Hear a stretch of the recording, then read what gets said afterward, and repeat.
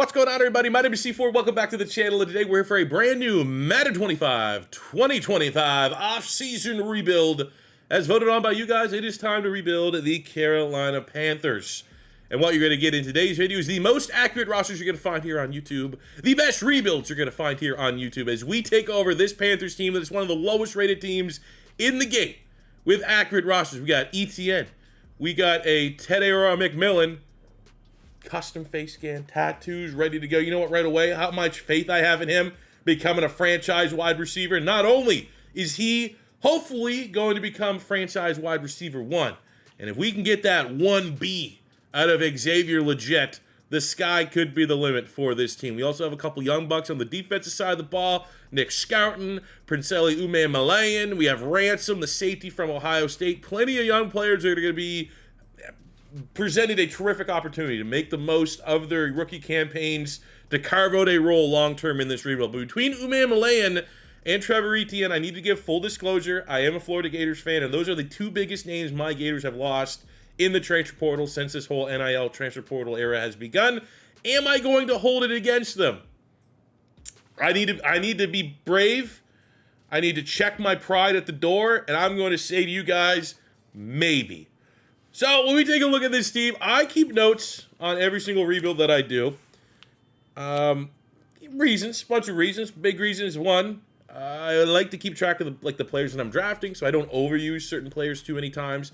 Sometimes for teams, I kind of put notes down, like, oh, you know, that could be a team that could use a quarterback, maybe one of the big name quarterbacks in college football. That could make an interesting video. And I'm gonna be honest, Carolina, as far as the teams that are clearly like rebuildy teams, and they certainly are one of, I have no idea. This is one of the things I had no notes on. That's a blank page for Carolina. A lot of times we're like, oh, here's 4 or 5 quarterbacks could be interesting. Oh, they need a running back. That's good. Carolina, everything is tied down to, is Bryce Young going to be good or not? Bryce Young closed out his 2024 regular season looking pretty promising, as good as he's ever looked as an NFL player. I was a fan of him at Alabama. I thought he was going to work out in the NFL. And I'll tell you right now, I saw firsthand in the Panthers versus Eagles game last year, you know? Panthers, terrible, going against a team that dominated their way to a Super Bowl. Bryce Young almost willed that team, I almost feel like single-handedly, to beat the Eagles and put up points on the he probably gave, I think, along with like the Rams, like when the Eagles defense was healthy, the biggest trouble arguably was Bryce Young in the regular season last year. So if that's his ceiling and he can find a way to get to that, and maybe it's the McMillan selections and things that you continue to build like that can get him to play at that level, we might have a franchise quarterback here. And I think that is very interesting to see if we can salvage and or continue the growth of Bryce Young to become this franchise quarterback that he was expected to be when he was drafted out of Alabama. That's very interesting. On the flip side, if he sucks, if just he doesn't work out with his team scheme, doesn't work out in the sim, there are plenty of quarterbacks I think make excellent options here in Cade Klubnik from Clemson. Drew Aller would make sense. Lenore Sellers would make sense. Like, we have 3 years of realistic draft classes, 2026, 2027, 2028. There are a bunch of quarterbacks that would fit in perfectly here in Carolina, but it's just that giant question mark. If Bryce Young going to be the guy and play well, because if that's the case, he's going to be our guy. If he doesn't, I think this may be a rebuild that we very quickly cut ties and find ourselves a new franchise quarterback. So, taking a look at the rest of the roster here, what we need to try to do is accomplish a Super Bowl within 5 years. That is the traditional time frame for a rebuild. If we don't get it done within that 5 years, it's kind of like, all right, we'll take the L here a little bit. For those of you that are watching, though, that are like maybe Panther fans in particular, I'm not going to leave you empty-handed with that wet fart of a finish. It will still go down as not winning a Super Bowl within 5 years, but we will go on to overtime, which would be year 6, all the way up to year 10 if we need to try our best and get a Super Bowl. We've had a couple rebuilds go to like year 7, year 8. I've yet to have one that I can't win one in 10 years. So there's always a first time. Looking at this roster, we'll start on the offensive line. It's a team that I'm still pretty familiar with. A couple years ago that the Panthers were our main channel franchise here in Madden 23, I think it was. One of my favorite years that we've had. Yeah, that was the Keith Taylor year. So take a look at this offensive line. There's always been kind of questions about Ike Ekwonu. Is he a first-round bust? Is he going to work out? Kind of bounce back a little bit. And the plan is, could be a franchise tackle there. The rest of the offensive line looks solid right now. I think the issue and worry, I don't know how much of a worry it's going to be, but by the time that Bryce Young and like all these other guys, Legit, T-Mac, dudes on the defense are starting to like peak, and this roster's starting to peak for a Super Bowl run. Lewis is close to 30, Corbett's close to 30, Hunt's really close to 30, and Morton is over 30. Turnstile Taylor Moton, shout out him. Remember him? He was terrible. So by the time that this team's really good, there is a chance that, like, outside of Ike Ekwonu, we are going to have to replace everyone on the offensive line, which is not going to be fun. So that's kind of something we have to deal with offensively. We have, who the hell is going to be our tight end one? We got 3 guys who could potentially be that guy. I love the selection of Mitchell Evans out of Notre Dame. I think he's an underrated tight end from that draft class. We'll probably go Jatavian Sanders to give him the chance first. But, much like the uncertainty long-term of the O-line, we have no clear-cut tight end on this team. We already talked about the quarterbacks. I love Chuba Hubbard, Canadian, full bias. He's our guy, full commit to Chuba Hubbard. They get Rico Dowdle in from the Cowboys, and we have Etienne there. So we have a healthy stable of running backs. Run game shouldn't be a problem. Receiving game, I'm going to, we got Thielen for the time being, but I think there might be something on the upside on Jalen Coker. Only 24.75, so let's get him on the field. Expectations is that Xavier Legette here is going to be able to take his game to another level and continue to develop. 6'1", 220 pounds, star dev, big time speed, 93 speed, 93 acceleration, 92 jumping, outstanding athlete. So we're going to do everything that we can to probably, hopefully, I have no idea what this Panthers offense is going to do, but hopefully we can facilitate 2,000-yard receivers at minimum with Legette and T-Mac getting that. But I love the selection of getting T-Mac. Tetairoa McMillan from Arizona, the clear-cut wide receiver one this year. 6'4", 220. Different skill set than Legette. Legette is premier athleticism. T-Mac is much more refined as a route runner, jump ball specialist. And the Panthers are one of those weird mock draft teams. No one really knew where they could go. I think my last mock draft that I had them going offense, I was like, why don't we just get Tyler Warren, the tight end, who ended up going to the Colts. Because I was just like, he probably is the number one guy that can help Bryce Young. And that should be priority number one for this offense and this organization going forward is get weapons for Bryce Young. And then they just went out and got wide receiver one in the class, which absolutely fills that need. But if you view the offense, you feel good about the run game. If you feel cautiously optimistic that we have a franchise quarterback here, you love the legit T-Mac upside, and you have Ekwonu at left tackle. Those guys there all should, hopefully, if things go well, play a big part throughout this rebuild. The defense, I can't say the same things about. You look at this defense, who is going to be here for sure, absolutely, come year 5, 6 of this rebuild. Because this is we're not winning an early Super Bowl, I can tell you that right now. You'd like to think Derek Brown's still going to be there, underrated player. Outside of that, I love you got Cam Jackson, nose tackle from Florida, but we probably, unless there's a rare development, don't have the nose tackle. Wharton's kind of a rental. You got the Horn Dog, J.C. Hornet's corner, so there's one. But outside of that, our corner room is absolutely terrible. One of the worst corner rooms in the NFL. We are going to have to prioritize that. You look at the safety rooms. We have Scott and Ransom. I think what I am doing, I have Scott starting, and Ransom's going to be our nickel this year, so we're going to find a way to get him on the field. You have Scourton and Umanmielen, both 70 overall rookies. I just need kind of one to pop. If one of these guys can get a depth chart, one of these guys can get a bunch of TFLs and sacks in production and get up to a star, that'd be optimistic. If they both can, I'm laughing.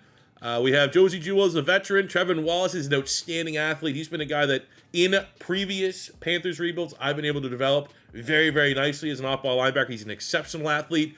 So I think he kind of falls in the same bubble of a Ransom, of a Scourton, of an Umanmielen, where it's just get him on the field, get that extra, immediate production and XP, and hopefully they can roll the dev trade. You got Morig coming over from the Raiders.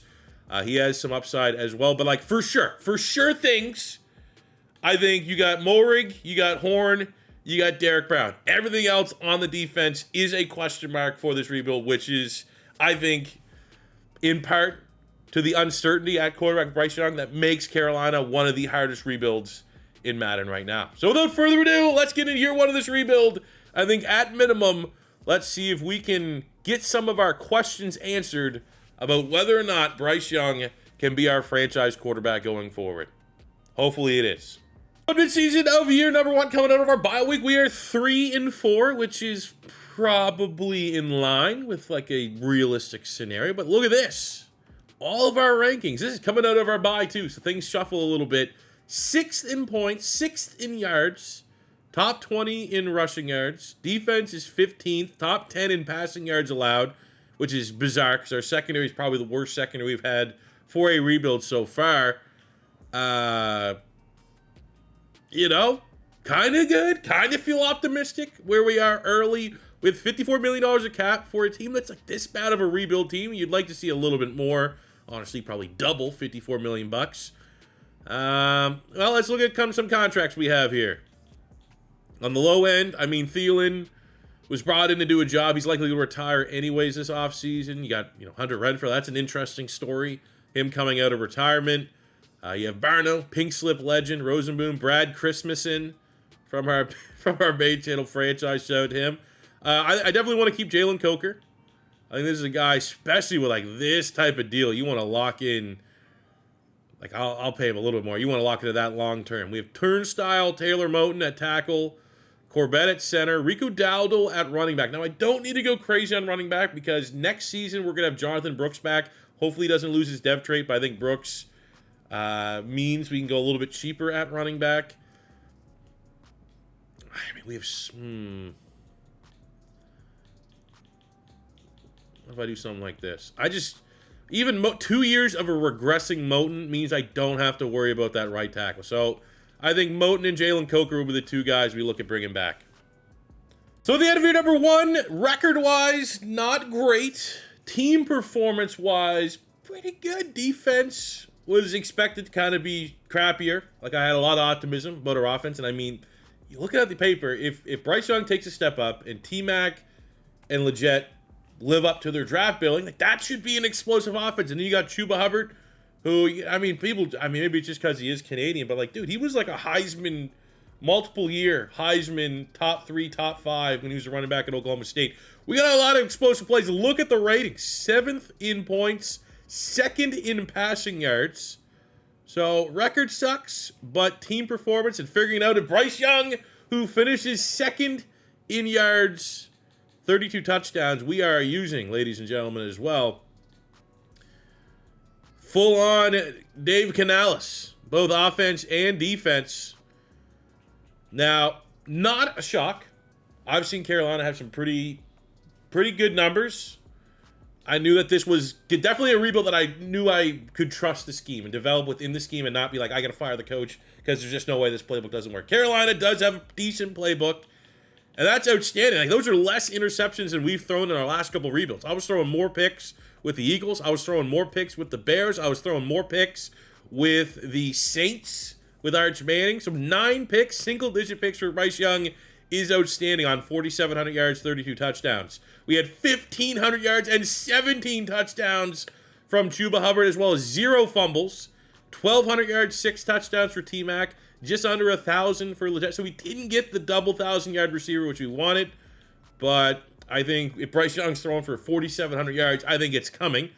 900 yards, 9 touchdowns for Jalen Coker. We just signed his soul away for 5 years for pennies on the dollar, so that's awesome. These are going to be our 3 wide receivers for most of the rebuild, and the fact that all 3 of them had huge years. Even the tight end, Jatavian Sanders, just under 700 yards and 5 touchdowns. Adam Thielen finishes his career out here strong.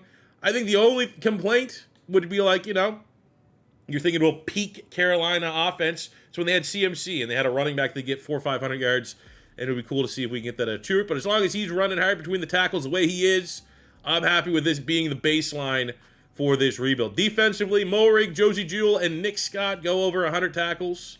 Just under 100 for Trevin Wallace and the rookie Lathan Ransom. We had 10.5 sacks for Wharton on 21 TFL, 7.5 sacks for Umanmielen, 23 TFL, 6 sacks for Derek Brown. Scourton with 9 TFLs, 4.5 sacks. So, not brutal numbers for sure. Interceptions, our secondary is terrible. I focus scouted corners. That's where we're going to want to go during the draft. Horn Dog, 81 tackles, 2 picks, and 9 PBUs. But we also cleaned up in the awards. Bryce Young, top 5 in MVP voting. And then when you go to the NFC, we have Offensive Rookie of the Year going to T-Mac. Defensive Rookie of the Year going to Umanmielen with Scourton at 2. So it was just more of a down year, with Ransom also making the top 5. So we got a very good role that in this case, Abdul Qadir did not pop off. We also have running back over the year going to Chuba Hubbard. So we're cleaning up here in year 1. An outstanding start. Everything outside of probably maybe the sack numbers could be better. Interception numbers could be better. And for how good this offense was, maybe we want that 2,000-yard receivers. But for how good kind of everything went, 7-10 for our record, maybe short selling how good this team actually was this year. Looking at our depth traits as we end the year, I mean, excellent role. Bryce Young makes the jump from star to superstar. Chuba Hubbard goes from star to superstar. T-Mac for Offensive Rookie of the Year goes from star to superstar. But Young is the most important. Answered our question at least early, because this is going to be the year that we have to decide this offseason. We pick up this 5th-year option or likely decline it so we can get ahead of a contract extension. Well, the fact that he's a superstar is... there's been fool's gold. We've had some years in these rebuilds that, you pop off one year and the next year it's a little bit of a regression. But you do tend, in my experience, at least for quarterbacks, you can get like a down year without the harsh regression and losing your depth rate. So I'm thinking that Bryce Young might be a superstar here for a minute, and that's going to help him catch up on the first, 2 years of just not great play of development with Carolina. Now we're going to be superstars, so we're going to speed up that development just a little bit. Defensively, Umanmielen got Defensive Rookie there, so he makes a jump from normal up to a star. Unfortunately, I was looking for a Wallace, Scourton, Ransom, someone else to pop a depth trait. We did not get any other roles. So that's, the only kind of negative from our roster management standpoint from year 1. Shout out Adam Thielen and Andy Dalton. Appreciate you, everything you guys did. But for us and our contracts, I mean, it's going to turn the tide for this rebuild. We are going to...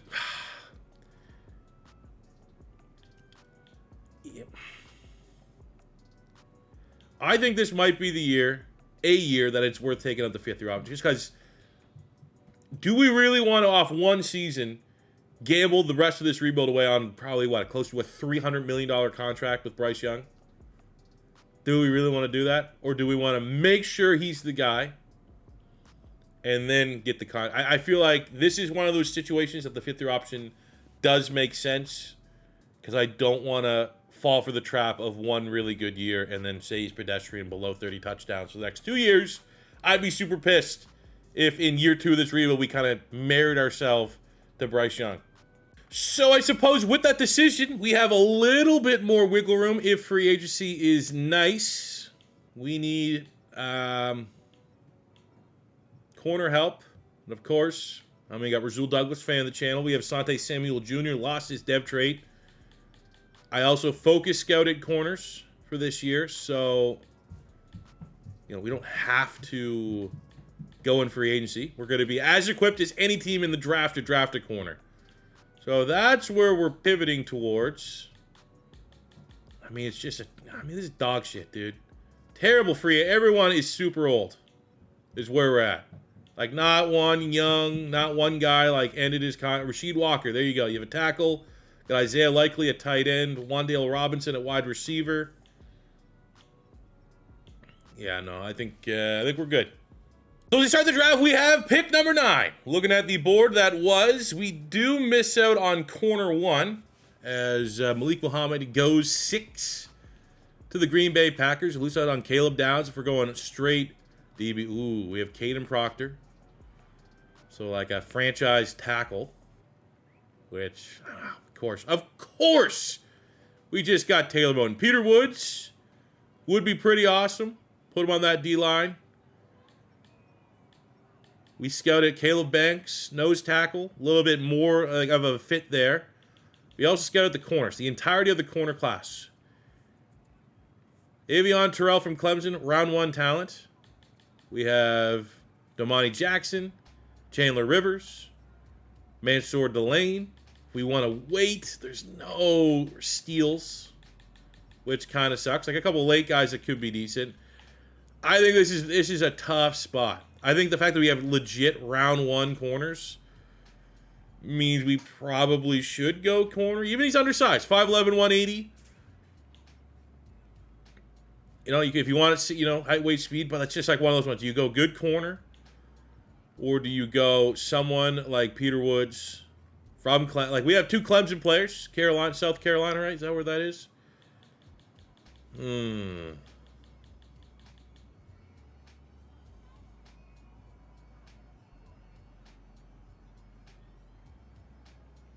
I mean, this is just, I got to do it. Push comes, I mean, he's not supposed to be here still. Peter Wood's supposed to go top 5. Number 3 in true value at 9. And hopefully we can grab a corner, top 10, second round. That falls. Now going to the second round, bummer that 2 corners that fell out of the first. Domani Jackson and Christian Gray went right before our pick. Same with Cade Cloud. Luckily we don't need quarterbacks anymore. We have Chandler Rivers. We have Mansour Delane. I've used Delane. I don't want to double up on all the... So, I mean, we'll go Duke. We'll go Chandler Rivers here. Get someone we've yet to use in a rebuild. 48 in true value at 41. Pops with the dev trade. I think we still stay with the board. Need multiple corners. We have Jeremiah. Now, the only thing is that they're all kind of like the same undersized nickel. Like round 2, 3 on Jeremiah Wilson. He's 5'10", 185. We have Will Lee, 3rd, 4th rounder, 6'2", 185. We have Igbonuson from Ohio State, 3'4". I mean, at this point, it's about can we get dev traits? We'll get a little bit different body type here. 97 at 73. No dev. Damn. So take a look at our draft recap. I think we had a very, very decent draft. Anytime you get a guy that's number 3 in true value to fall almost out of the top 10, you're laughing. Clemson, 77 for Peter Woods with the dev trait. We get Chandler Rivers, 72 with the dev trait at corner. Igbonuson, 70. Then after that, we get Jason Henderson, who's a tackle machine. Some of the most, like, I literally saw videos breaking down, like, he has to be scamming the box score stat system. He gets so many tackles at Old Dominion. Well, we're going to bring him in. We got Jermaine Matthews, great speedy corner from Ohio State. Diego Pavia from Vandy as our backup quarterback. And we get our punter as well. The last time we would have talked, I might have had 10 times as much facial hair and head hair. But the last question as we ended last season was, I'm not going to commit to Bryce Young in case last season where he popped off. He played very well. He went up dev trait. He did about just about everything you could possibly do if you had a question about Bryce Young, if he was going to be good or not. And then it came time, do we pay him? Do we not pay him? Do we let him run on the franchise tag, or do we get ahead of that contract extension? And I decided to franchise tag. There's a gamble there. I just didn't want to marry myself to Bryce Young. And immediately, the next season, we are 1-5 coming out of our Week 7 bye with an offense that is 31st in points, 30th in pass yards. Nothing has changed. The only thing that's changed on offense is, we got a healthy Jonathan Brooks, part of the rotation. Everything else, everybody else is better. And for whatever reason, we are having a lot of struggles from the offense and the quarterback in particular. Free agency, we're going to get Ike Ekwonu signed on a 5-year contract extension. He's our only offensive lineman that has some upside. But outside of that, we're going to lose some depth here, lose some pass rush depth, lose our starting linebacker in Josie Jewell. And again, man, we are just, where is it, the O-line? Like, I know Robert Hunt signed a huge contract extension. We paid Taylor Moton a lot of money, but like, where is our salary cap at? Our best player, I mean, I guess J.C. Horn got a big bag.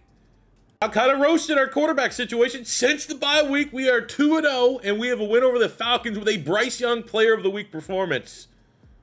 Again, I'm not saying we're done with Bryce Young, but I was saying that I didn't want to have to pay him $300 million this year, and I would hate to have done that when we're like 1-5. But if he can, finish out strong, I'm Team Bryce Young until I'm not in this video, in this rebuild. We just beat the Ravens. It's like one of the best sim teams in the game. Not done the season yet, but we were 1-5 to start the year. And then we beat the Steelers, Falcons, Ravens, Bucks, Bears, Packers before losing again in Week 14 to put us right in the hunt for the wild card spot. Especially like 3 weeks in a row, putting up almost, over 30 points, almost 40 points. Good job, Bryce. And at the end of year number 1, we somehow miraculously turn around the second half of the season. 1-5 start, finished 10-7. We win the NFC South, which, I was thinking, I was looking at all this rebuild. We're going to have to scrap all of our plans. Completely, like, rebuild within a rebuild. And then we go, you know what? We're going to finish with a top 10 offense. Passing offense went from 31st to 19th. And I think if we didn't have such a slow start, that's probably a little bit better. Chuba Hubbard and the boys, top 5 rushing offense. Our defense overall was almost top 10 as far as points allowed. So really happy with where we're at. Bryce Young, yards were a little low, but top 5 in passing touchdowns. 34 touchdowns to 10 picks. Just under 4,000 yards. 1,400 yards, 9 touchdowns for Chuba Hubbard, 5 and 7 from a now finally healthy Jonathan Brooks. So I mean that's probably why we're not having the crazy passing yards, because we're having a lot, probably having 400 or 500 more rushing yards than we've had in the last couple of rebuilds, where our quarterbacks have been automatic going over 4,000 yards. So the yards and overall offense still are certainly there. From a receiving standpoint, so happy with T-Mac getting almost 1,300 yards and 11 touchdowns, 6 yards shy of getting legit his first 1,000-yard season. 8 and 7 from Coker, 6 and 5 from Sanders. So, if I can get 15% more on every single one of these players, we're going to be looking real good. Defensively, Trevor Wallace ends up being a tackle machine for the fellas here, 176 tackles. We get 9 sacks from Nic Scourton. 8 sacks on 18 TFLs for Derek Brown. Umanmielen with 6.5. 5.5 for the rookie Peter Woods, whose dev trait is only a star. Wow, I thought now that's old draft class. I'm using a different set of draft classes. On the old draft classes that we were using early on, he was a superstar dev. Damn. A little annoying. Hey, whatever. We're fine. We're more than fine. Igbenogson, the rookie with 4 picks, 2 picks, Trevor Wallace, 2 on over 100 tackles. For the other rookie, Chandler Rivers, had 2 young DBs playing for us and starting for us this year, and they played pretty well. Definitely would love to see a little bit more interceptions for J.C. Horn. Back to the Panthers dynasty that we did a couple years ago. It was a bad year if we weren't getting double-digit picks for the Horn Dog. On the first round of the playoffs, we might be able to sneakily get a playoff run here out of Bryce Young and company. 10 and 7 Panthers, 11 and 6 Detroit Lions. Maybe. Damn. And it's an ugly loss at that. Had a real good offense this year. They get us 2 touchdowns. 1 in the first half, 1 in the second half. That is it. 3 picks, Bryce Young. Come on, man. I got to make a decision here. You're not helping it. I guess at least we lost to the eventual Super Bowl champion. As far as depth traits, as we close out the regular season, Morig makes the jump from star up to superstar. I thought both Trevor Wallace and Scourton had a chance to get off their normal devs, but it's not a robbery. They both kind of had on-the-line seasons for dev trait increases. To start the offseason, we're going to decline the 5th-year option for Xavier Legette and get ahead of what probably actually be a reasonable contract. An older rookie, be 26 coming off his rookie deal, but I think he's so close to just being that 1,000-yard guy. To be honest, though, I had to just go through this roster and see where the money's at. Warden's still a solid player, but with Peter Woods emerging as a DN, we're actually going to free up around $9 million cap. Just where is all of our money going is what I need to find. Because we have, again, that's not a brutal contract, but I mean, there is about $5 million in savings. But why do we have not a lot of money? Because we are coming out to a point in time where we have to pay a lot of big contracts coming up. The Bryce Young contract. So that money has to be somewhere. Loring's got a pretty fat contract, but there's still nothing insane. What I'm looking at, so you have Iquanu, just got paid. Moton's contract will be up next year, so that'll be free money coming towards the quarterback fund. Robert Hunt's contract's starting. Hunt and Lewis, it's the O-line, our veteran agent. But again, I do not see how we are so tight to the salary cap limit with this roster. I'm missing something. It's not we have $5 million in salary cap. That's a reasonable amount to have. This feels like a team that should have over $100 million of salary cap room. We have 55, which is not a bad spot to be, but not really in a spot to upgrade, knowing that next year is going to be very expensive. A couple nice wide receivers here, Rasheed Rice, Jaden Reed. But for our team, we don't really have a whole lot of needs. So we're just going to, it would be sick to bring in Trenton Simpson. He's one of my favorite free agency linebackers for obvious reasons. I just don't have $8 million to give him. Toto's not bad value at 26. I don't hate Dorian Williams. You know, he would move inside 26.76 with a dev trait. Right outside linebacker. You got Overshown 27.79 with a dev trait. I don't know. I always feel like probably should just draft one. Take a look at the final 2027 mock draft. For our team, we are looking for, my focus scout was interior lineman because I see the Damian Lewis, I see the Robert Hunt contracts. Like, those are probably ones we want to get off the books. We also could continue to go corner, continue to go secondary. Need linebacker now, an off-ball linebacker. We're currently projected to get Sammy Brown from Clemson, who I have used, I think, in a rebuild. He's very good. Clemson, so we're getting the Carolinas. You know, keep that pipeline going. You also have Bo Atkinson from North Carolina at pass rush. We're good there. Leonard Moore at corner would be great value. Got an interesting position at 22. I'm not going to trade up, but I think there could be really good value across the board still there at 22. Not saying I'm not going to lock into a linebacker right now. We have much bigger needs, but a round one talent, he's going to be good. So I had to pick 22.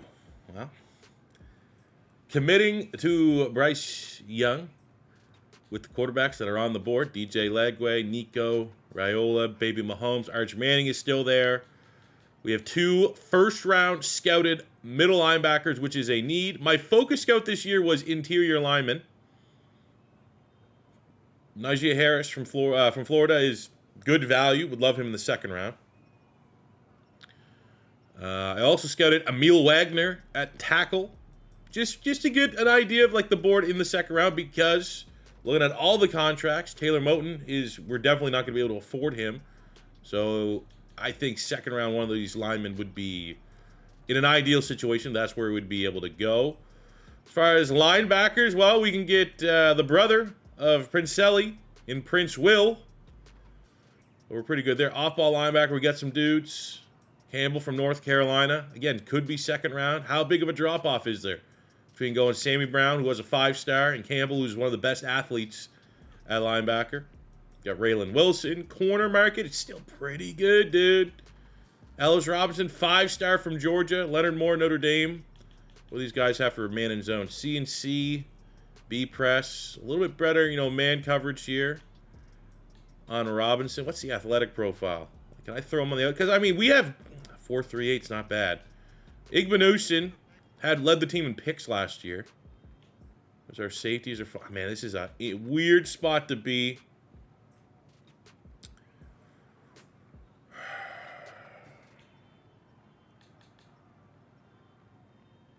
I think we go corner. All things equal, the other positions have a lot more value in the second round. No, dude. Okay, at least we got a dev trait. Oh, what are we doing? All right, well, we got the dev trait. That's all that matters, honestly. If I would much rather a player be 81st in true value with a dev trait than get a player that's 28th with a normal, to be honest with you. Especially because with this mod, dev traits are not automatic. So we now shift to we still have Amari Campbell at tackle, at linebacker, first, second rounder. And even if not, we still have Vilimu Asa from Notre Dame as a second, third rounder. There's still value there to grab our off-ball linebacker. We have Emil Wagner. So we lost out on our guard. I think we got to go offensive line here. Emil Wagner from Notre Dame. B, pass block. B, run block. A, impact. B, awareness. Looks pretty damn good. 43 in true value at 54.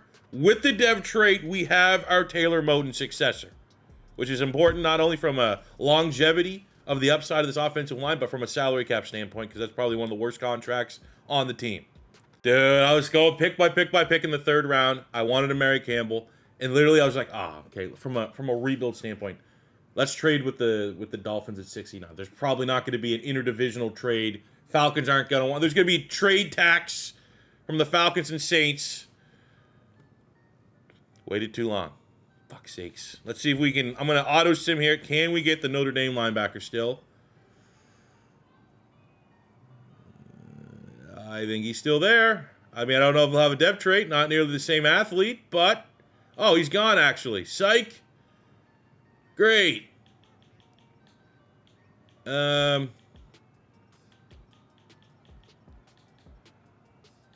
Well, off-ball linebacker, huh?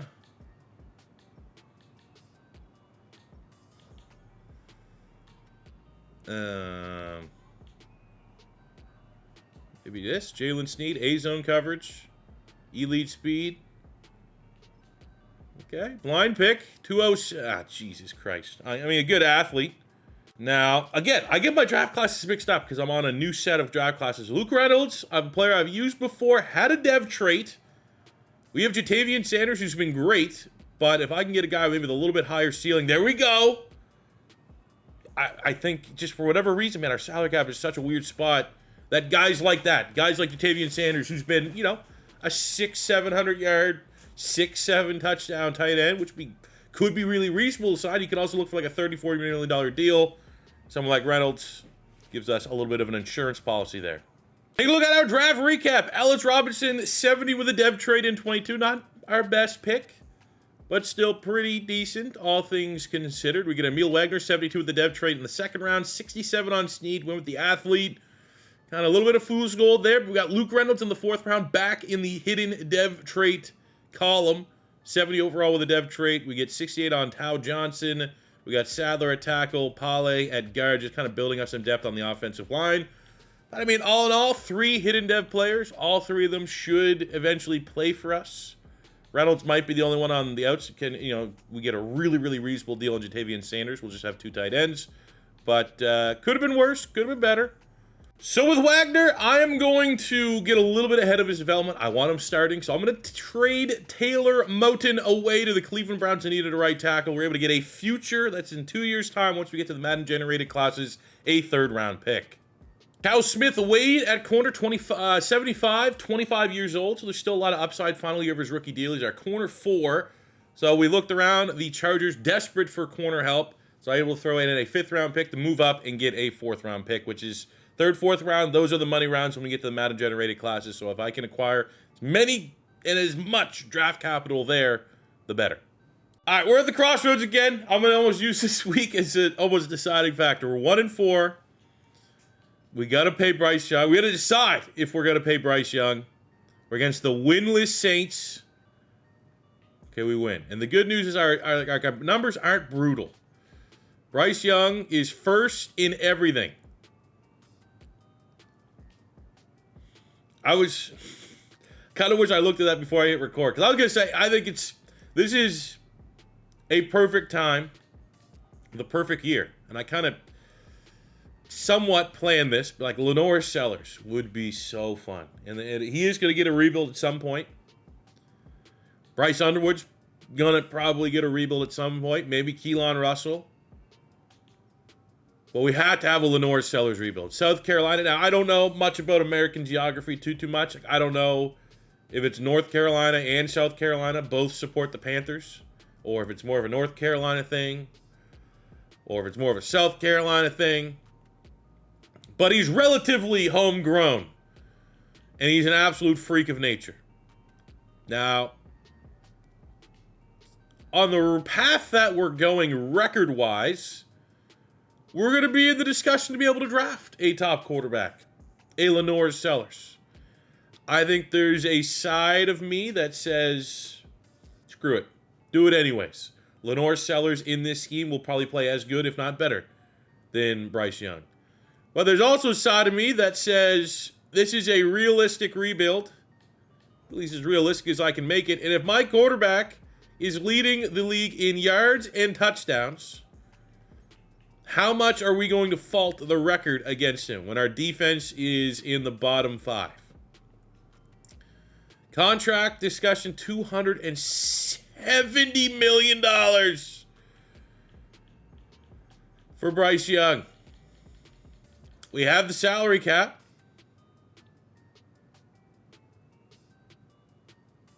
It's kind of like, do I do the realistic thing?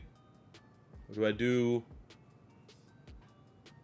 You know, what if Lenore Sellers is only a star dev? And there's no way Bryce Young's going to lose that star. What if we suck record-wise, but Bryce Young plays at this level and finishes like top 5 in yards and touchdowns, which he's on path to do that and becomes an X factor. And then even if you're like, well, you know what, C4, maybe it might be a little more funner to do Lenore Sellers as we watch Bryce Young become an X factor quarterback. You know what I'm saying? It's kind of like, do you take the box that we know is a quarterback that's playing really well, or do we go with the mystery box who we don't know what the hell it has in store for us? I mean, we're going to get a contract extension hammered out here. I would hate to have this number have to go over $300 million.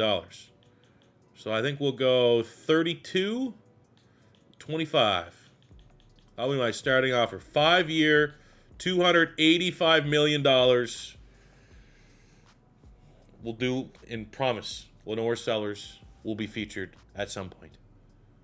But Bryce Young, maybe more than any quarterback that we've had so far in any of our offseason rebuilds, I think this year has put up or shut up and earned a contract. Earned the right to be the focal point of this rebuild. We're going to bring back Moehrig on a 2-year deal. Keep him for the rest of his prime at 28 years old for the superstar safety. We'll bring back Jonathan Brooks on a 3-year just because by the time that Chuba Hubbard, depending on how long this rebuild goes, starts to regress, Brooks at 24 years old is just going to be entering his prime. So I think that's a healthy backfield.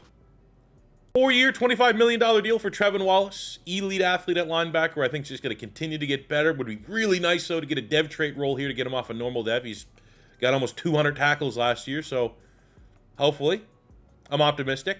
Now, Ja'Tavion Sanders doesn't want too much. $4 million, probably it had to take this offer, so around $5 million a year to get him to re-sign. The fact that Luke Reynolds has the dev trait already, I think we cut cost here a little bit. Lastly, for the extensions, we get Xavier Legette signed on a 4-year, $67 million deal. Would be pretty cool this year to, for him to feel appreciated and get us that 1,000 yards we've been looking for. He's been so close.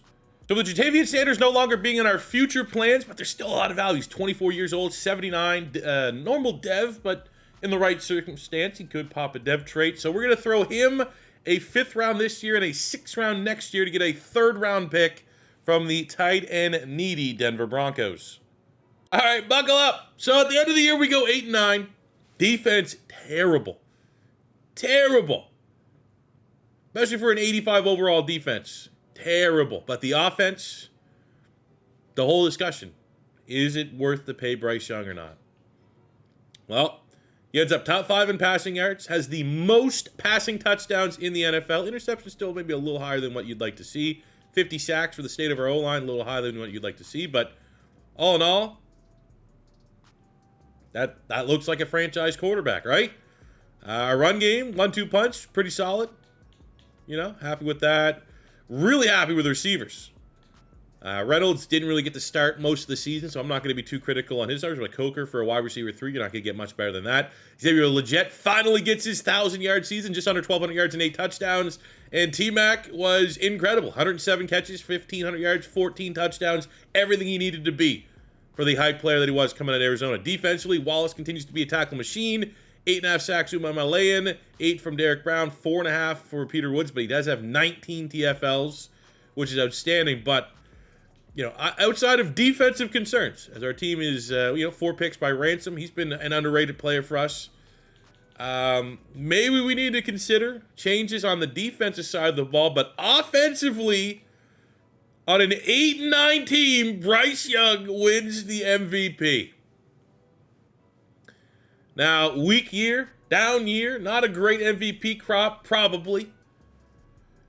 But if things go slightly different and I decided, maybe not to re-sign it, but keep him on the roster, how dumb would this look right now? Where it's just like, oh, okay, great. Great, we're just going to let him, the MVP walk? Great. So, I suppose now in hindsight, down year, disappointing year, especially last year considering we made the playoffs. We won the division. But I think we figure out the defense. Bryce Young and the offense are humming. And at the end of the year, Bryce Young finishes as an 89 X Factor. What's the ability we got here? Escape artist? Yeah, probably not. We'll give him dots in case I ever need to hop in. But unfortunately, Evero, who I think is, decent DC, it's just not working out. We are not getting the most. I don't We've had good success with 3-4s. Before, I was anti-3-4. As soon as I could fire the coordinator and realistically go through the hiring process and switch to a 4-3, I have been. But we're in a spot right now, like, I think our 3-4 could work.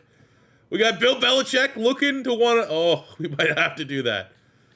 As far as 3-4s, so we have options, right? Christian Parker. And we have some head coaches that would consider. Like Raheem Morris runs a 3-4. But you know what? Why not, right? Goes to North Carolina. He'll probably get sick of his lady friend.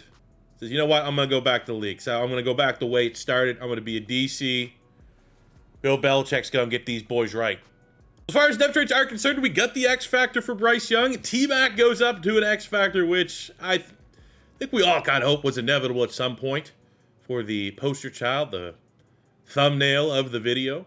Wagner, our hidden dev right tackle, finishes his rookie campaign 76 star dev. Reynolds 76 star dev as well for the two players that need to succeed. Entrenched starters in Jatavian Sanders and Taylor Moton. Defensively, we do lose the superstar dev on Mulrig, who's getting up there in age a little bit, but we gained a star dev on Trevor Wallace and Lathan Ransom. Robinson keeps his dev trait, so that gives us 3 dev trait corners and an outstanding defense that I think if we could find maybe a little more upside at nose tackle, another inside linebacker, we're going to have all the pieces for Bill Belichick to hit the ground running here. For contracts, we're going to get ahead of the T-Mac extension by declining the 5th-year option, and we're going to get him probably week 3 of next year to a long-term deal. And another timeline, I just continue to collect as many Clemson and Carolina players, North Carolina, South Carolina players, Duke players as I possibly could. Breezy would be awesome because I could move Derek Brown into nose tackle. He could play on the D end with Peter Woods, but 26, it'd probably take 30 mil a year to get him to join us. Can't do it. Look at the final mock draft of the 2028 draft class, our final draft class with realistic players. Oh, come on. So we have a decent pick. I thought Bryce Young looked like he'd be available. The other Bryce Young, 6'6", 260. That could get by on our scheme, but he gonna be gone. Devin Sanchez, the 5 stars, going top 5. I mean, for us, we need guard, nose tackle, off-ball linebacker. So ideally, like, you know, a nice D lineman in the first round because we could get creative and shuffle around. Get Derek Brown, 320 pounds, could feasibly move to nose tackle. Norris Sellers falling all the way to 11. Where are we picking? We're picking at 15.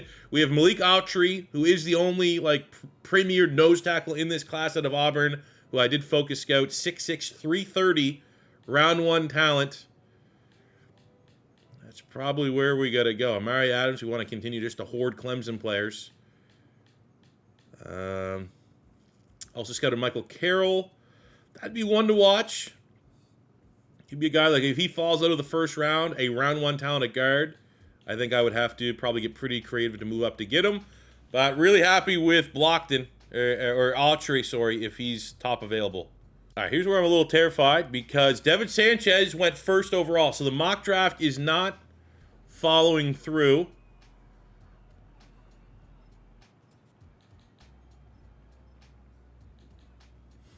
I'll probably got to throw something. We got Rob there. Need a nose tackle. Got a nose tackle. Can keep Derek Brown at pass rush 18th and 15th. Dev trait. Let's go. We might get what we want. Michael Carroll's supposed to go to the Bengals. I'm not going to trade what it's going to cost for me to go from pick 15 in the second round to pick 32. But if he does not get drafted by the Lions there, come on. Don't be Michael Carroll. Don't be... Fuck off. All right, we're going to go with the next best guy, which is Solomon Thomas from LSU. Former 5-star. B pass block at worst. B run block, if not outright A run block. Elite acceleration. Ends up being 54 true value at 47 with a dev trait, and will be a day 1 starter. Also need a center, and I know it's a little faux pas, knowing next year is Madden generated classes. That's like the best time to draft interior linemen. But we have Mercer. We have guys that look legit. Mercer has A awareness, C's, and ace. Pose, not brutal. Zandamela from Florida has A awareness, B has some A's. But Mercer here from Kansas. Can you be the answer for me at center? I need a center and a middle linebacker. Tyler Mercer, 40 in true value at 79 with a dev trait. Let's go. Now we have back-to-back picks. So now let's find ourselves a linebacker. You have Jaden Osbury, 6'1", 216 from Notre Dame. A tackle, A zone coverage with elite speed. Now, obviously, he's built more like a safety than he is a linebacker. But we'll keep that. We have Myles Graham from my Florida Gators. Ooh, we're probably going to go here. Myles Graham has C tackle, C pursuit, B block shed, elite strength, jumping, change of direction. Maybe be a little bit faster, a little more straight line speed. If not, we can look at... I mean, do you have Penn State freak athleticism? A zone. And again, these two outside linebackers, there are a lot of them are compared to pass rushers. He does have the Penn State speed. But you know what? All things equal, let's grab a little Florida Gator here. Myles Graham. Come on, draft class. Give him a dev trade. Yeah, of course. We get the dev trade. I'll take dev trade over true value every day of the week. Got another maybe BPA late. Clemson. Elijah Thurman, B pass block, B run block, A impact block, B awareness. Not a brutal bench press. Wow, we got lied to. Let's look at our draft recap. Outstanding draft class from the Panthers. We get Malik Outry. Congratulations, Bill Belichick. You got that to work with. Vince Wilfork 2.0. We got 2 dev trade players on the offensive line at positions of need with limited ceilings. We get another dev trade linebacker to play alongside Trevin Wallace, who just got off his normal dev trade and is an ascending pass rusher. A couple 60s. We get Nico Grammatica. Wonder, he got to be related to Martine. Maybe this kid. Potentially a 71 kicker. All in all, very good draft. Here's a look at our team as we go into year number 4. We have the reigning defending NFL MVP, and hopefully this year he leads his team to the playoffs. New X factor at wide receiver. We know Leggett can get 1,000 yards. The offensive line has shown signs. I mean, we said at the very beginning, there's got to be a lot of turnover eventually on this O-line, and we have a new right tackle, new center, new left guard, and then this offseason we'll be replacing Robert Hunt. So I feel real good about the in health and optimism of this offense going forward. We were very good last year. I'm not expecting any regression. Defensively, well, we bring in Bill Belichick. We bring in a brand new nose tackle, brand new middle linebacker. And expectations are he's going to get these guys playing. We need more sacks, more turnovers, less points allowed. And if anyone can do it, it'd be Bill Belichick. With a point to prove back in the NFL. We're checking in early, and this is on back-to-back wins. This is on a sim win against the Chiefs where Bill Belichick's defense only allowed 6 points. So we're in a very, very good spot to start the year. But we need to get ahead of some pretty massive contract extensions. 4 years, over $100 million for T-Mac, locked in. 3-year, $50 million deal for Derek Brown, hopefully keeping him as a Panther for life. 3-year deal for Lathan Ransom, who has developed into a star dev safety for us. Chuba pains me, but I can't do it, especially with Jonathan Brooks. Got to think about the bigger picture here. 29, soon to be 30. He's probably going to lose that dev trade just because of age anyways. Thanks for the good years, my fellow Patriot. However, a big win over the Broncos. It's got to be some sort of... So, Umanmielen, who has the dev trait, 26, 81, is looking for 28. Let's round that up. We can probably get him here. 4-year, $34 million. Probably $35 million. We'll get that one across the line. So, $35 million bucks. Or you have Scourton, I guess is 2 years young. He's looking for 50. Now, he's one of those guys that he is starting. But look, he has no TFLs, no sacks. He did have 9 sacks back. It was pretty good. But there just makes no rhyme or reason why he wants that amount of money. At all. So, yeah, we'll pay Umanmielen and we'll look elsewhere at edge rush. Wow, both the pass rushers giving me the middle finger. Okay. So the interview number 4 is, as long as you're not measuring playoffs as the only way to be successful, our offense was pretty damn good. In year 1 of Bill Belichick completely transforms our defense. The individual pass yards defense, rush yards defense isn't crazy, but the number 2 as far as points allowed, I mean, 9-8, sometimes you make the playoffs. Not usually 9-8. You are last in your division. NFC South was very competitive this year. But at least, I mean, we're trending in the right direction. I'll be shocked if we can get this one in within 5 years, but I think progress has been made. Look at the stats. Bryce Young, top, 6th in yards. Touchdowns way off the mark. The only 26 touchdowns is not great. No 1,000-yard rusher, but I did decide, like when we weren't going to re-sign Chuba Hubbard, to make Jonathan Brooks RB1.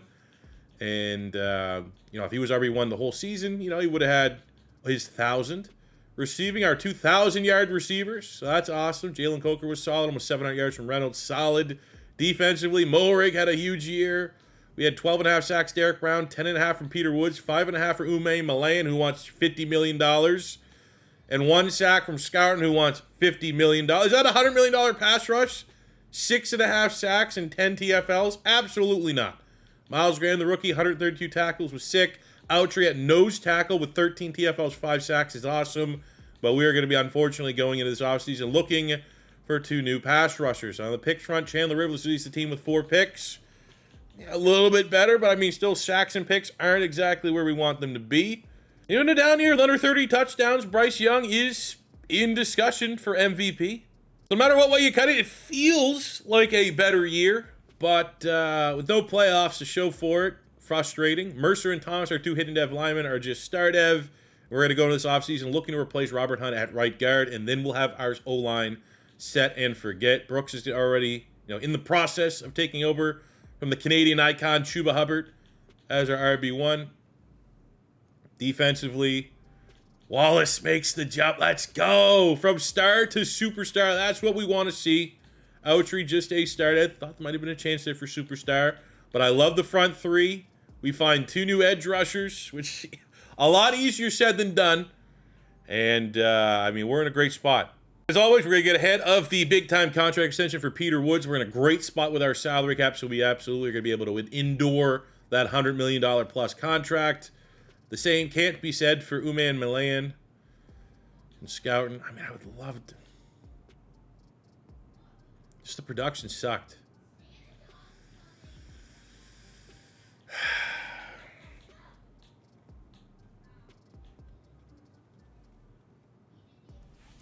It's one of those things. I can replace 1. Can I replace 2? Is the question. He's 2 years younger.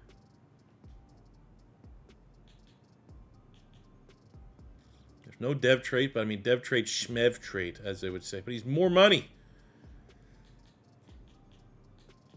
I'll give him this. This will be my final only offer. Just so I don't have to replace 2 edge rushers. Maybe I put him in a better position to get stats. I mean, 25-81. He's literally, for the rest of this rebuild, he's only going to continue to get better. All right, there we go. I just paid a guy that had 1 sack, $50 million. Of course, amongst anything, the best available pass rusher is, of course. Just because, of course, it is.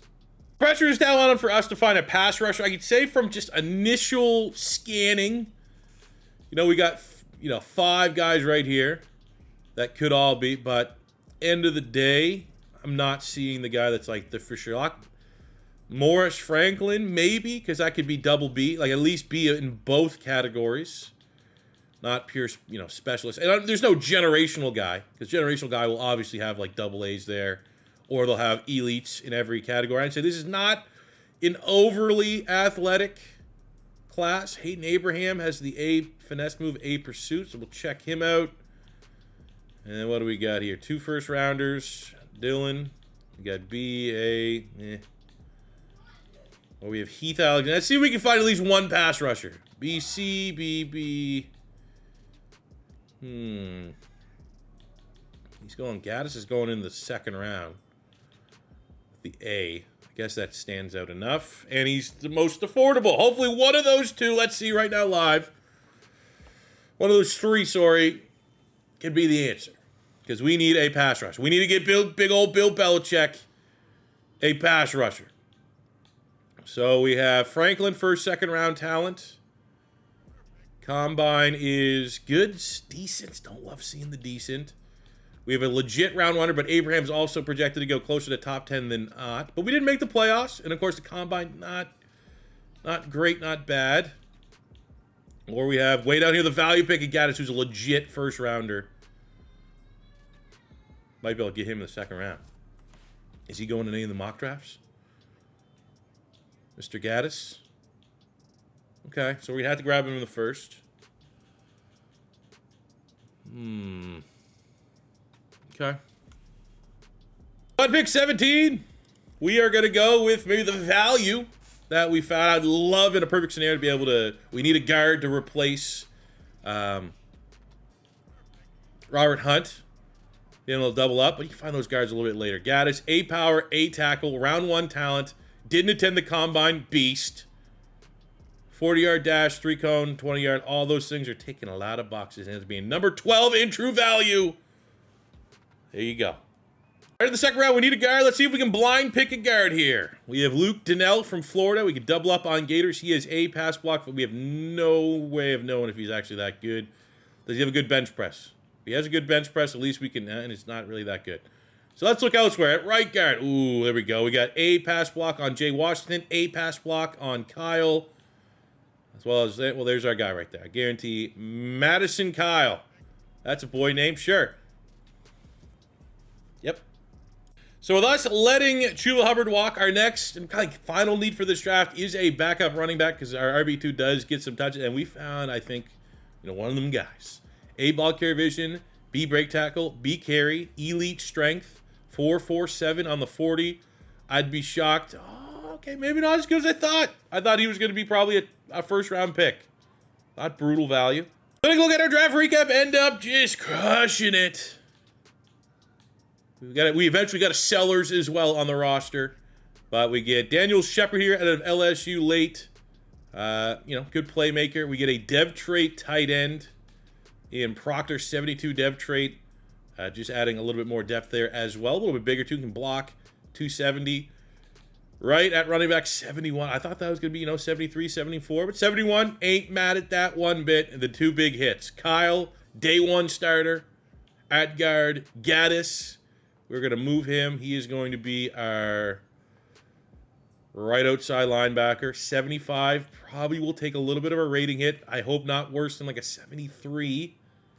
It's in line. Checks out. We're good. Felt like a weak class. I don't think there's going to be many guys that are in the 80s. Me sniffing around. No. And there's corners. As far as like best pass rusher, Abraham, who we did scout, even then he's only a 75. Franklin also looked fairly decent, 74. I mean, yeah, we're in a good spot. Wasn't a great draft class. A lot of rebuilds. When we go into year 5, I'm very optimistic that we're going to get a little bit of that magic to find a way to go on a Cinderella run and go on and win a Super Bowl. Haven't had a lot of success in this Panthers rebuild. Now, last season, we did have good offensive and defensive rankings. We've obviously won an MVP with Bryce Young. We've had great growth and development out of T-Mac. The O-line's on point. It's only going to ascend. The defense has studs. Maybe we need to find like a premier pass rush, but the secondary is very solid. No weakness.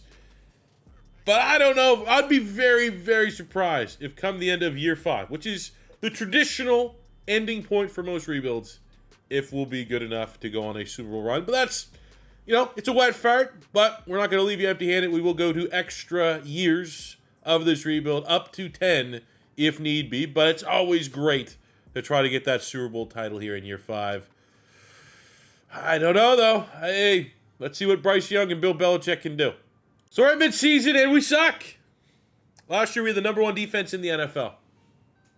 Yeah, we could pick it up to close out the year. We're currently the worst defense in the NFL. 37. It makes no sense. I said when we started this, Carolina is one of the more difficult rebuilds. This is probably, again, in year 5, out of all the offseason rebuilds we've done. We've done Atlanta, New York, Vegas, Jacksonville, Cleveland, Tennessee, New Orleans, New England, Chicago, and Philadelphia.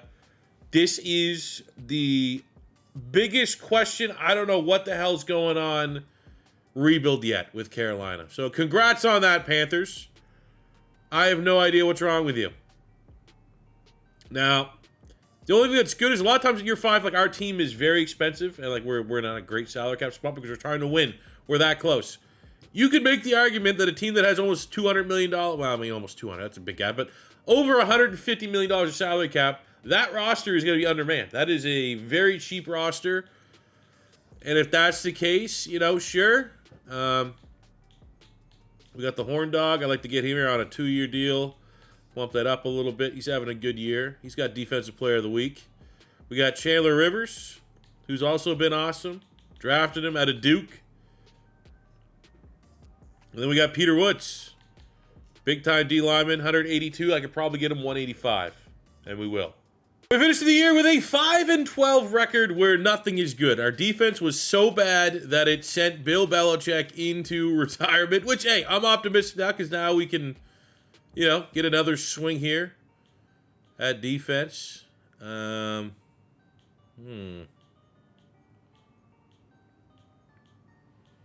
like 3-4. I like Tennessee's. Ooh, I do like Tennessee's. You know, let's try something different. We're going to go with Philly. Maybe that's the missing piece. Go Birds. Looking at our stats this year, Bryce Young, middle of the pack. Like right on, not great at anything. Not brutal in anything, but not great at anything for a former MVP and franchise quarterback. Nothing out of the run game. Our worst run performance by a mile this entire rebuild. Receiving, T-Mac had a hell of a year. But, you know, it felt like we're just starting to get in a rhythm of 2,000-yard receivers. That fell off the map. Defensively, let's see. Did anyone play well? 15 sacks for Peter Woods. Just paid him, so I feel pretty good with that. Derek Brown with a great year. Scourton and Autry for a nose tackle. 4.5 sacks, 20 TFLs is awesome. But the fact of the matter is Scourton at 6.5 sacks, 7 TFLs. And Gaddis with the rookie with 8 TFLs, 2 sacks. Hidden Dev is just a star. I think we go into another offseason where like we need a pass rusher. We do not have that premier edge. Rivers with 5 picks, 4 for Ellis Robinson. I mean, the interception number is actually the best they've been, so there's a slight positive. But I would say as far as like an outside linebacker, someone that can also help these D linemen out, you know, I think that's still our biggest need. And obviously, I think it's fair to say maybe just a throwaway year offensively. A down year, I don't think there needs to be much changing up there. For dev traits, luckily, nothing too crazy. So, in fact, that Proctor is an X-Factor tight end. Okay. Well, I think we're going to go ahead and get him on the field there a little bit. Kyle, our hidden dev lineman, our rookie, was just a star, but we keep the X-Factor on Young and T-Mac. Defensively, lose the superstar on Derek Brown. Gain an X-Factor on Trevin Wallace. Scout, no dev trade. Morig regresses, but we're going to let him hit the open market. And I think, again, we just... Scout is an 83 on the right side of 30. Maybe, I don't know. Maybe there's some trade value. Maybe there's... I'm stumped. Let's just toss this up to, of course we weren't going to get this done in 5 years. Embrace the challenge. Bill Belichick was senile at this point. I don't know how old he would be in 2031. Like he'd be 90,000 years old. Let's just say we had a senile DC, and we're going to regroup for year 6. As always, copy paste. We're going to decline the option of a very good player, because that's exactly why. We're going to get him into a very long-term extension at that price point if it stays at that price point. As far as hitting the open market and want a safety, and of course, our guy's the best guy. We have Jonel Aguero from Georgia. See if we can get him on a 3-year, which we can. The only other bummer is that there's a couple edge rushers that are interesting. I don't know if, like, rehashing Brian Burns is going to be our best decision. But you had Reuben Bain was a top one. And, unfortunately, didn't like our offer. So, at least we got a safety. So take a look at the final map. We were the worst fucking team. No, wait a minute. We had the worst. How am I just... There's no way. 5-11 is usually... I mean, it's bad.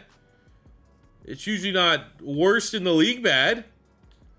Titans at 5-12 lost 6 in a... Wow.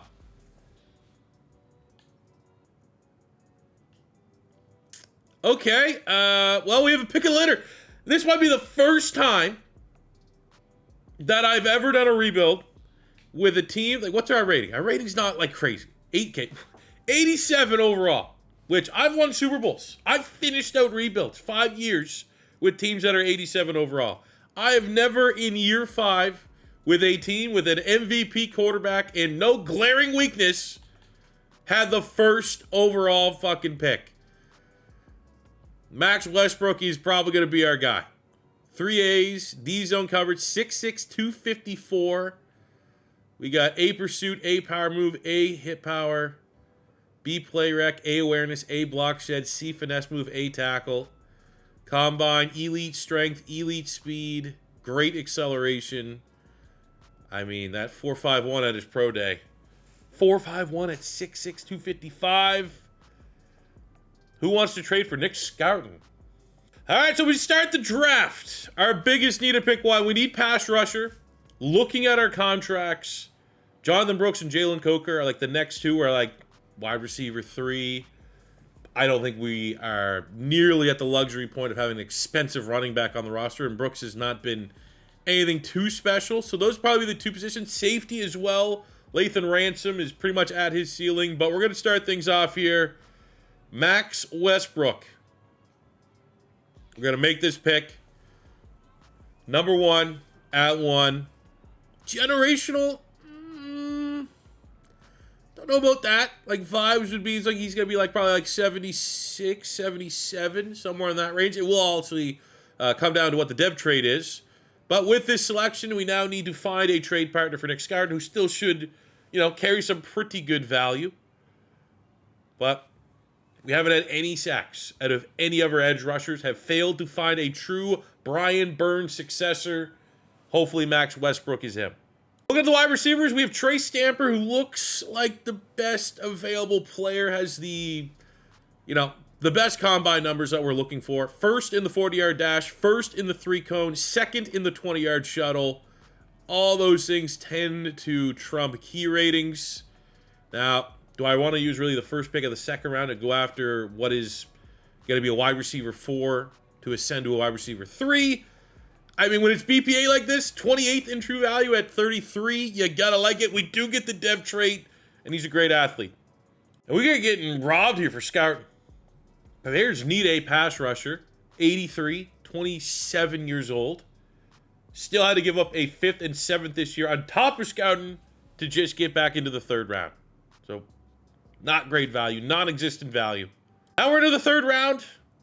Running back safety is where I'm at, and the top 2 running backs are like the... We gotta make a decision. Do we go key ratings or do we go athlete? Daniel Samuel has A carrying, A break tackle, B ball carrier vision. Not a bad combine. 4.46 for a guy that's 220 pounds. Key rate, like he's gonna be probably mid-70s. Will he have a dev trait? I don't know. We look at Marquise Whitehead from Kansas State.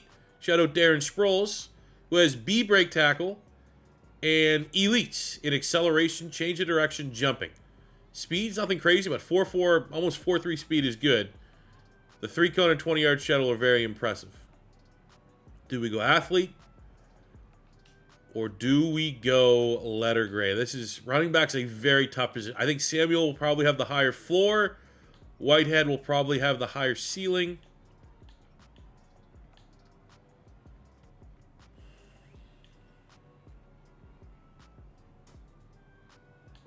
Unless there's a safety. Maybe the safety's a tiebreaker. Maybe we go safety now if there's one that looks good. Yeah. For blind picking safeties, you want to get one that has like BC. And all the safeties have trash. So Dixon's the only guy that has a B in anything. B zone coverage. Is your combine good? It's not bad. We'll go, let's go with the speedy running back. Because, yeah, I mean, maybe Jonathan Brooks' contract's not brutal. And if it's not, and we say we want to bring him back, then Whitehead as a receiving back complements our backfield a little bit more. 64 true value at 65, so it couldn't be more on brand. And he does roll with a dev trait with great athletic traits as well. The close of the draft ends up being, pretty decent draft for as terrible as this year 5 went. We get number 1, true talent, pass rusher. We get Trey Stamper. I wanted a wide receiver, running back, and safety. We got Stamper, 74 dev trait. Whitehead, 72 dev trait. We got Brandon Robertson, the run defender from Alabama, 72 with a dev trait. The rare time that going with the guy that has high tackle, high hit power kind of works out because no one had good coverage stats. But, yeah, Couldn't ask for a much better draft than that. We end up getting number 1, tied for number 1. Second place is a guard. What is that other running back that we didn't go with? That's the only thing that I'd say I'd be curious about. Samuel. This is one we passed on. 75. So higher floor, higher rating. Didn't necessarily have the athletic traits that screamed he'd have a dev trait. So we made the right call at running back as well. So things are at least trending in the right direction going into year number 6. That's quite the turnaround now in year 6. Coming into week 9. Win-loss in the division. Lose to the Falcons. Beat the Saints. We are pretty good. Defense, not elite, but the offense has at least waking up. Exactly what we need. Bryce Young back in his bag just a little bit. Contracts, Luke Grant. Well, we have an X-Factor tight end, so we're good. Ellis Robinson. Well, at this price point, I'm just going to rob you. Thank you very much. Jonathan Brooks, a little bit more expensive than what I would have liked. 3-year deal at 27 is not bad, but we did just draft a running back. And then we have other positions like Emil Wagner at tackle that I just do not have a successor in place. So we're going to throw him almost a $69 million deal. Jalen Coker wants a bag, which he needs because we absolutely robbed him on his first contract extension.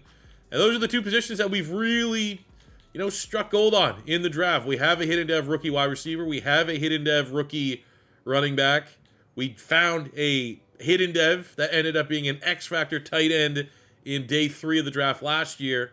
So that's going to be able to allow us to save a couple bucks here and maybe make a bigger splash in free agency come this offseason if the it's going to happen. I hope it doesn't happen, but how many times have we just not finished the year out strong? Until you prove me otherwise and we find a way to figure it out, this team is fraudulent.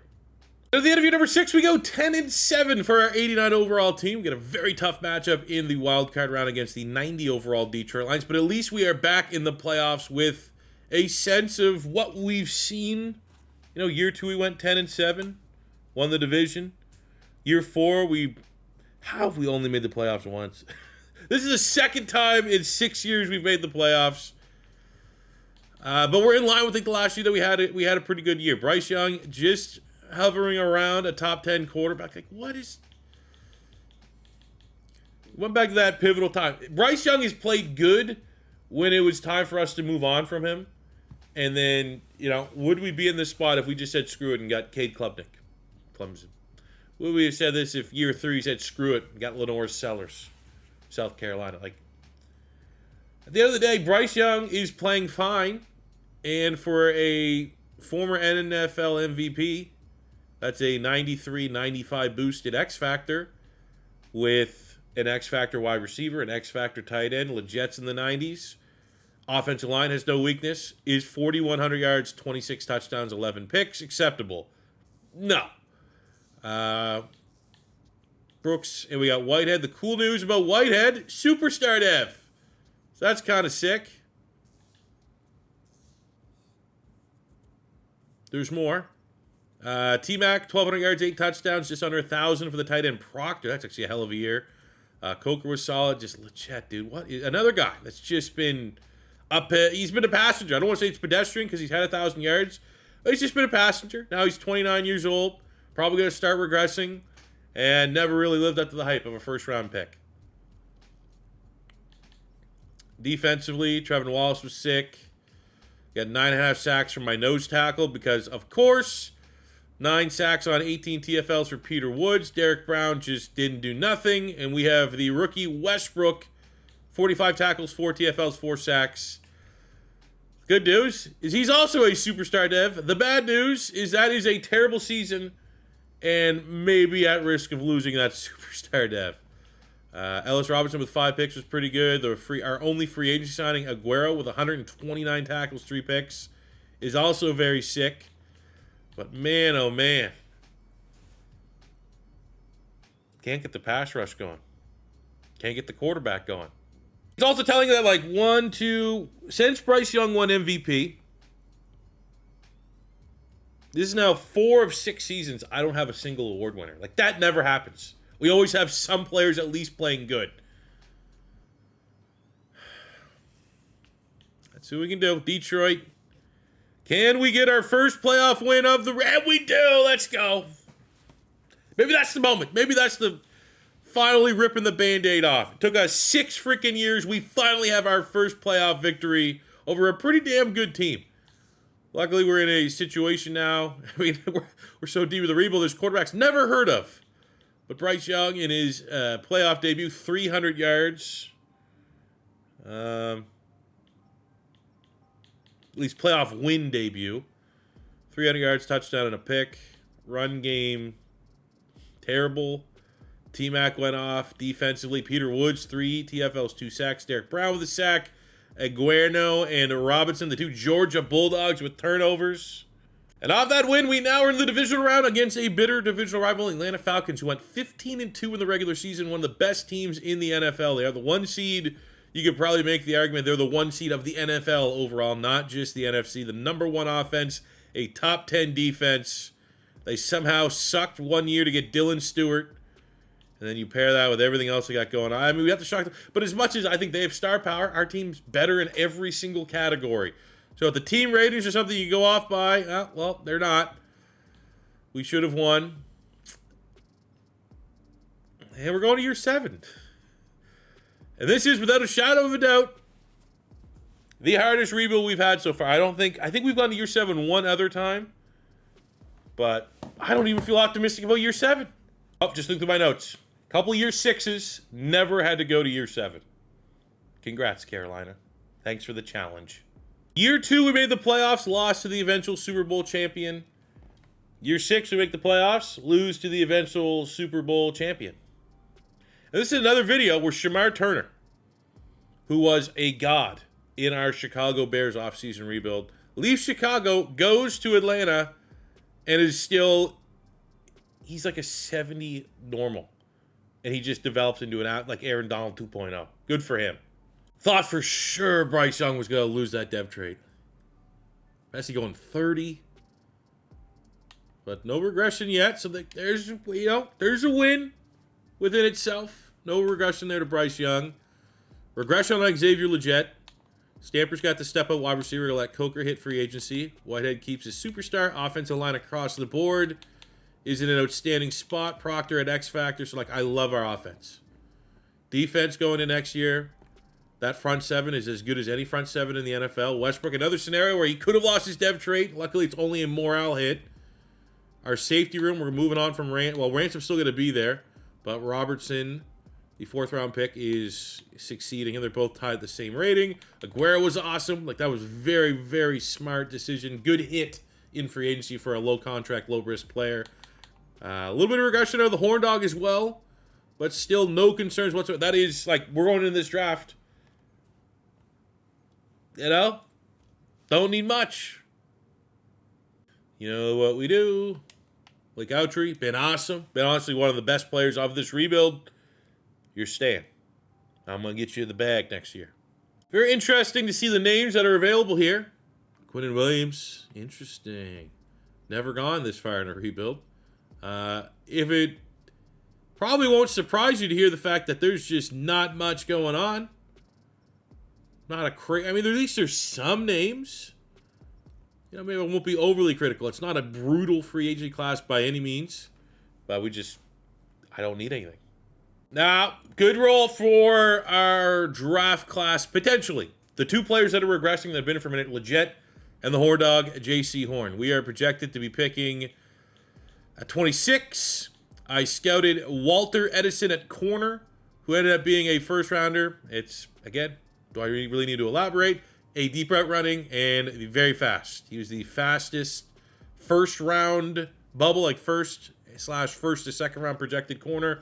Elite acceleration, elite agility. Now, it's not, the 4.2s that you'd love to see, but 4.4, 4.37 in his pro day with first in the 3-cone and 20-yard shuttle looks pretty damn good.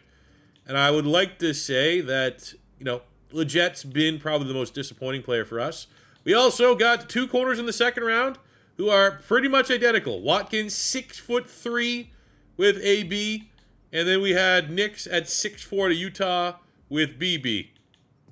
So if you are 6'2 plus with A's or B's, I'm going to be very interested. So I think if we can get the wide receiver and then one of those two corners in the second round, Watkins preferably, home run draft. So on the clock at pick 26. Things look relatively decent for us. We're going to be able to get Edison here in the first round, and then we're going to be all hands on deck early in the second round. But Edison ends up being top 10 in true talent, number 8 at 26. Oh, no, Dev trade. Brutal. But still top, I mean, hey, top 10 talent. You could be, should be 75 plus. I want to trade up to get Watkins at corner. So to move up 20-ish spots in the second round, I threw in Ransom, who kind of was surplus still, an 80-star depth safety to a team in Buffalo that's always looking to improve their secondary. And with this trade up, we are going to be able to go get the pick of the litter. Hopefully, we at least get rewarded with a dev trade here on Juan Watkins. A-man, B-zone, C-press, B-catching. Good-ish combine. 11th. And there's the dev trade. Let's go. So take a look at our draft recap. Pretty high. It was top-heavy, right? Not much going on for the later rounds. Just adding depth, positions that we only had one player. But Watkins, 76 dev trade. Edison, 77 normal. Didn't feel, again, the vibes were not like a, sniffing around. No generational guys by any means. I do want to see Nick's. This was the corner we could have had, didn't go after, went the opposite direction. 6'4", 76. Of course, he ends up going to Seattle. Please just be a star def. Don't want him, have that living on my... Okay, never mind. We already know our guy's going to be star, so that's sick. Overview of our roster as we start year 7. We're 91 overall. We are on paper the best team in the league. I've seen some comments throughout my rebuilds like, C4, how can we ever do like a big blockbuster trade? Well, and one, it's like I try to do realistic rebuilds. Blockbuster trades are few and far between, but I will in situations like this. This is unforeseen. Usually in 5 years, I can figure it out. I can figure it out with having to cheese a trade to get a player that's clearly the missing piece. I can usually find a missing piece organically. What's the missing piece on this team? There isn't one. This team just, playbook just kind of sucks, I guess. This is a stacked team. There is not one weakness. This is the best offense, defense, special teams in the league. And we have yet to have a season better than 10-7. We are going into year 7 where we have one playoff win, one divisional title through 6 seasons. This is our least successful rebuild by a mile. And even into this year, on paper, if this team wins the Super Bowl, it should. We should be Super Bowl. Like, if you're looking at the Vegas odds, we're probably Super Bowl favorites with how stacked this roster is with a former MVP quarterback. But the reality is, if we go 8-9, I'm going to go, yeah, it's just more of the same. So,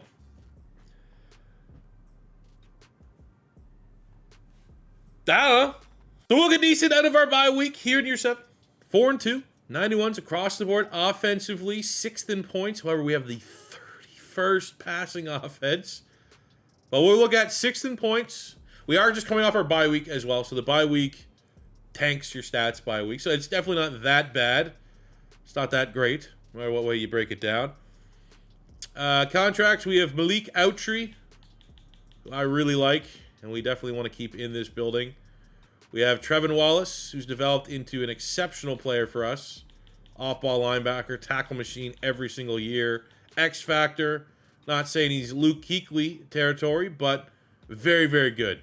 Solomon Thomas has been a really nice interior lineman for us. I think because we have so much salary cap, I'm very willing to just throw this money around. Even though, again, you can make the argument that these guys haven't won anything, so why do we want to get and keep the band together? I will say $145 million for Ekwonu might be breaking the bank. Definitely want to keep the Horn Dog here on a 1 year. We'll come back for Solomon Thomas. I like Derek Brown's been awesome, so if he wants to run it back for 1 year and finish his career, he has the mentorship tag, so he's giving XP to everyone in that room. I think Leggett and Ekwonu are the only 2 players that I think are a little tough to justify that contract. And even Ekwanu's case, it's not that bad, but it does take up about, that's just insane, $50 million for a tackle. But we will lock in Thomas. The end of year 7, finally a good record. We go 13-4. Again, we were the best roster in the game. Number 3 offense in terms of points scored. Number 2 defense in terms of points allowed. Won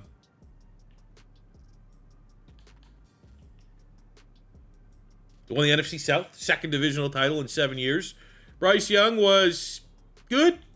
Yards are down from we've seen him go for 1,000 more yards in a season. That's just, for whatever reason, he just doesn't do that anymore. But 34 touchdowns and 5 picks is good. We got 1,200 yards, 6 touchdowns from Whitehead.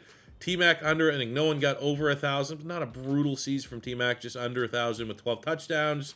Defensively, Wallace's a tackle machine. We got 12 sacks, Outtree, 11.5 Peter Woods, and 11 from the superstar Max Westbrook. Finally, Derek Brown, pretty good.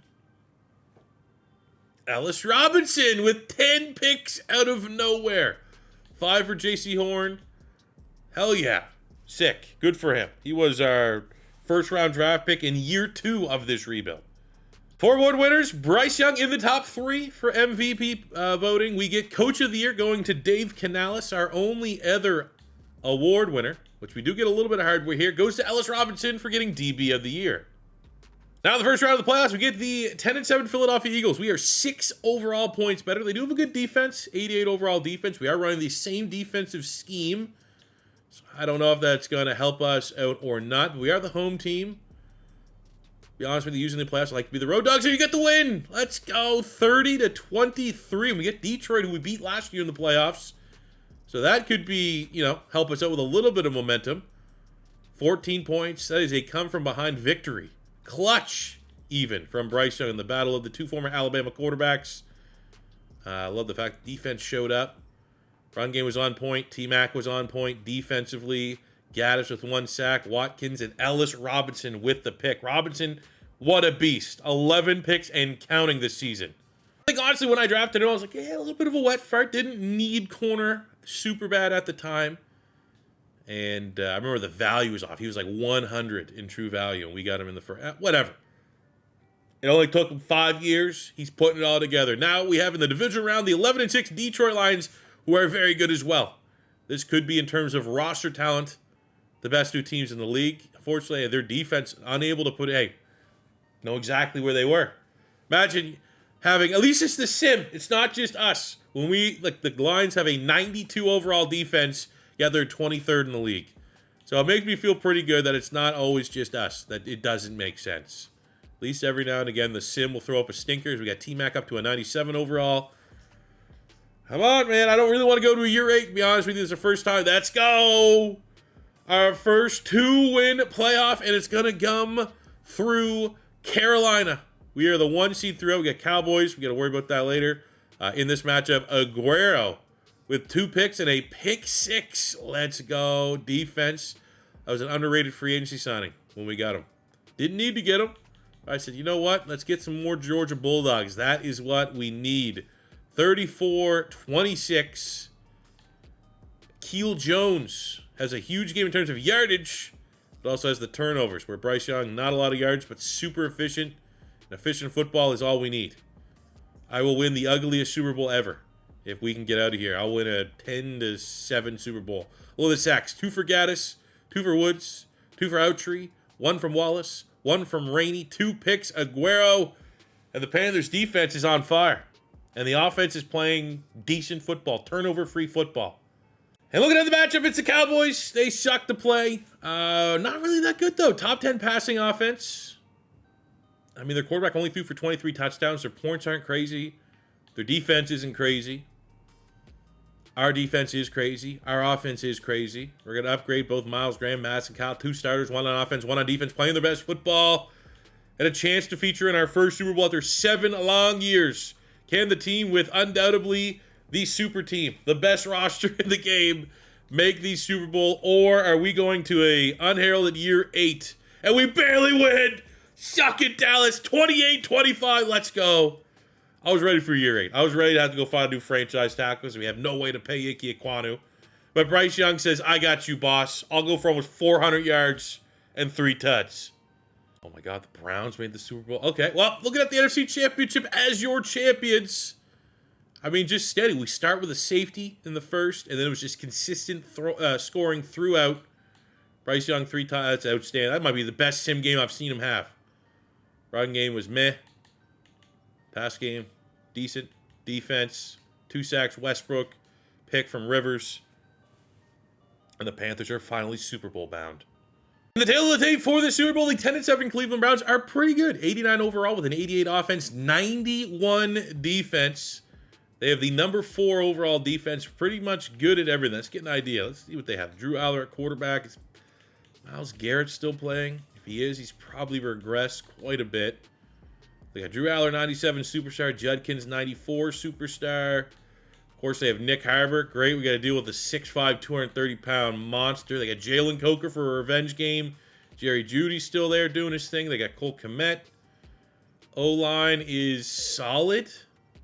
D-line, they got Lance Jackson, whoever the hell that. They got Myles Garrett, 92 superstar, so still kicking at 35 years old. Mason Graham and Mike Hall, 2 X-Factor D tackles. Good God. Linebacking course, they got Schweisinger, JOK. In this world, did not retire. Now there's that worry in real life. Hopefully it all works out. Secondary is solid. Maybe no elite players, but all 80s, high 80s across the board. I mean, checks out. And that D-line is terrifying. And Drew Aller at 97 overall, I bet. What's his stats? See, I felt like he may be a little underwhelming. That 18 touchdowns. 3,600 yards, 18 touchdowns. Their overall offense not that bad. So I know exactly where they're at. And we actually probably have the advantage at quarterback. That's all you need sometimes. Last couple rebuilds that we've won Super Bowls, it's been on the defense. My gut feeling says this is going to have to fall on the arm and shoulders of Bryce Young and T-Mac.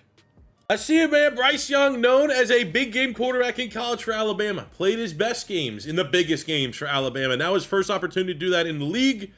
Is he going to lead us to Super Bowl glory or an unheard of year 8 of a rebuild?